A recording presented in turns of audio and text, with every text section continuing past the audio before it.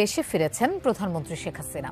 বিমান বাংলাদেশ এয়ারলাইন্সের একটি ভিভিআইপি চার্টার্ড ফ্লাইট প্রধানমন্ত্রী ও তার সফর সঙ্গীদের নিয়ে রাত 8টায় ঢাকার হযরত শাহজালাল আন্তর্জাতিক বিমানবন্দরে অবতরণ করে। ঢাকায় ফিরলেন প্রধানমন্ত্রী শেখ হাসিনা।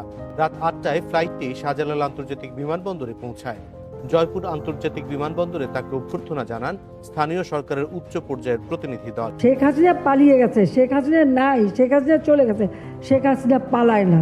সব জ্বালিয়ে পুড়িয়ে শেষ।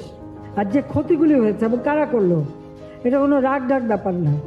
ওই খুনি, যুদ্ধাপরাধী, আমি জানি, আমি যখন আমার বাপ মা ভাই বোন সব মারছে, আমাকে মারতে পারে, আমি পরোয়া করি নাই।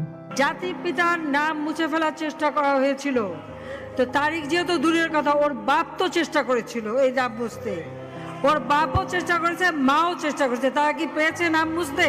পারে নাই। তারিখ যে ভুলে যাচ্ছে যে তার মা দুর্নীতি করে জেলে গেছে।